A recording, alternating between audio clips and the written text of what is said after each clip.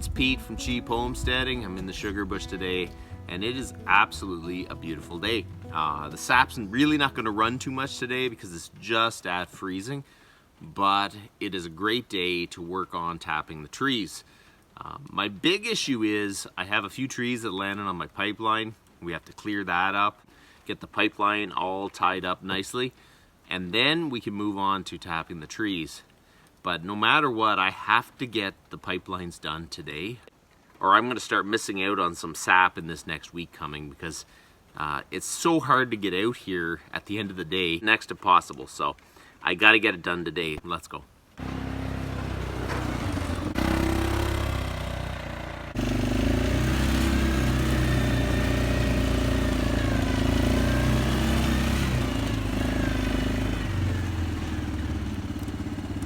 So this is the first pipeline we're going to fix. I put this one up quickly last year, and as you can see, a top of a tree landed on it, so we're going to clear that up. But the rest of it looks really good, so we can just get in there and start tapping trees.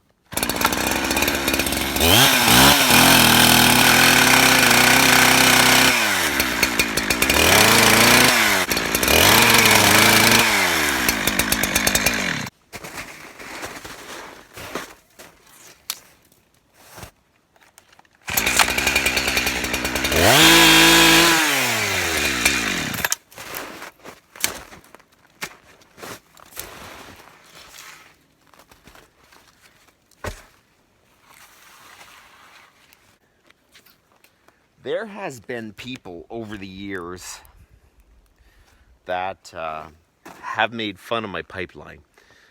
It's hard to believe, but people do that. They're just mean, you know. But they'll say, like, you need someone to show you how to put up a pipeline, all kinds of stuff. It's just crazy. But you know what? I am just a guy in my backyard making some maple syrup. This isn't a business for me. I mean, I sell some maple syrup, but it's mainly to friends and family and stuff like that. So this is not my business. I don't want to be under a huge pile of debt putting up a very expensive pipeline to almost make no money. And it seems like people nowadays, they get an idea, they go after it, they spend all this money hoping to make money at it. And when it doesn't, they get all upset. If I have a good year with my system, I'm happy because I haven't overextended myself. If I have a bad year with this, I'm still happy because it's my hobby. I'm just a guy in my backyard boiling maple syrup, so it's not this huge operation. Even though I make a good quantity of maple syrup, compared to people that just boil in their backyard, it's still, I don't want to fall into the trap of just owing a whole lot of money on this stuff because it's very hard to make money at maple syrup. I got the pipeline back up and running. It's got a good slope to the barrel and I don't see any sags. So we're going to start tapping the trees.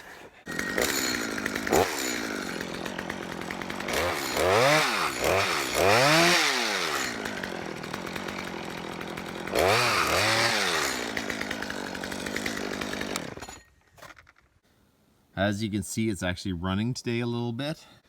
And I'm super glad I'm getting them tapped before it really gets warm out. Okay, so there you go. We'll keep going down the row.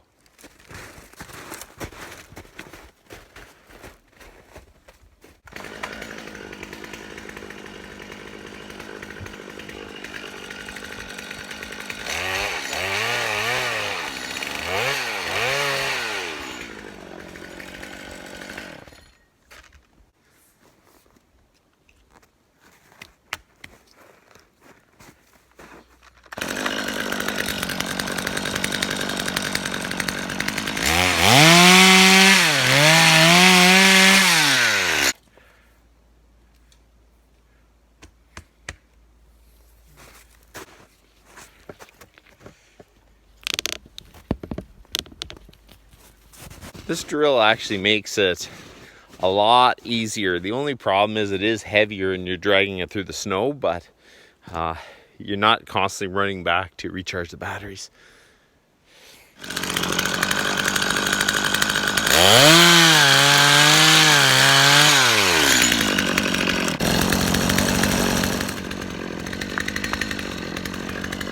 I lowered down the main line a lot after I tapped the trees.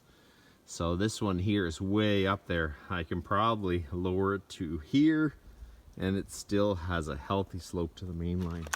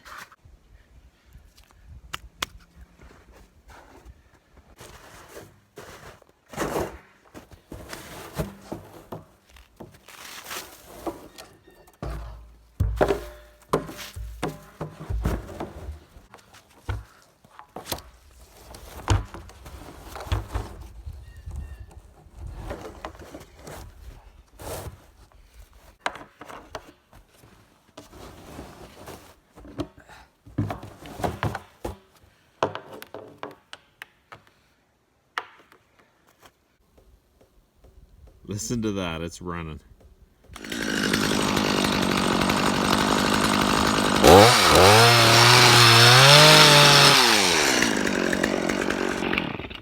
This line is up and running. We're going to load the four-wheeler back up, and we're going to try to finish the main line that's at the back of my property. Okay, so I got to go around and make sure that there's no sags in the main line, and I find after a while things happen. I don't know why, but it's either the poly stretches or something. So we're going to go around, tie it all up, make sure it's all tight, and then we can start tapping these trees, and then we'll have another good go of trees going into a barrel. So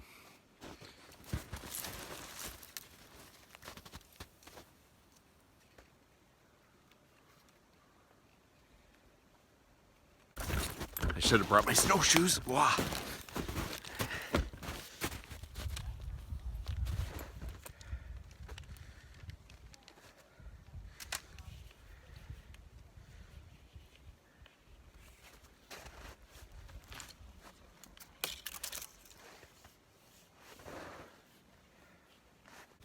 I got a nice gentle slope coming down there. It's zigzaggy, but that doesn't matter.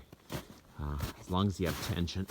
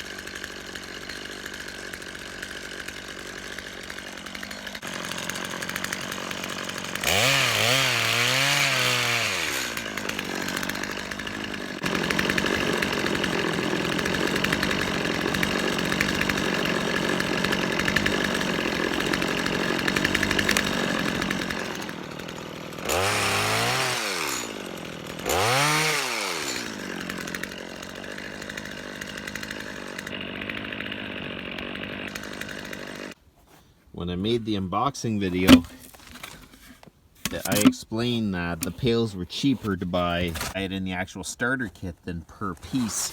It came with the lids, spiles, and buckets, so I really thought that was a great deal. These starter kits were way cheaper than buying the buckets, and you know what? I was looking at them again, and they are really good quality, and I could see them lasting a long time. The problem with those aluminum buckets, normally you buy them, they've been used for 20 years before you use them, and then they end up leaking. The odd one leaks anyways. So I lost a couple over the years to leaking and that.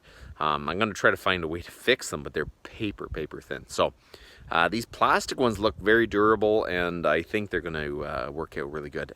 It gives me another 10 trees. Normally one tree will give you enough sap to make 1 liter. So that means I should have another 10 liters more just because of those 10 pails. So, okay, we better tap these things.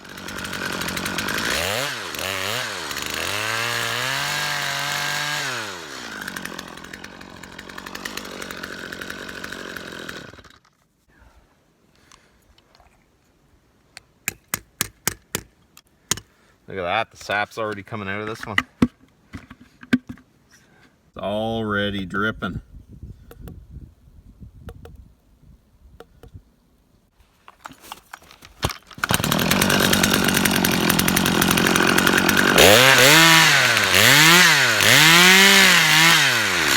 I don't know what to think about these plastic spiles. They seem a little bit like rickety.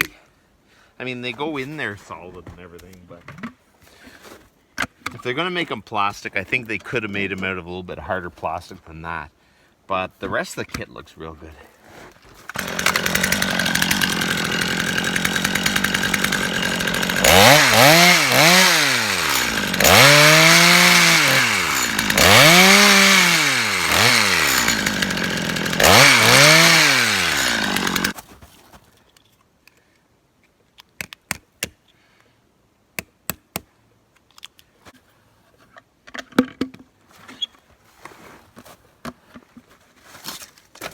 So you have a lid. It has a little locking pin. You peel that up like that, and then it slides out. It seems actually relatively sturdy. Then it locks back in place. So there you go. I kind of overestimated what I can do in the time I have, but I did get 2 of my main lines running.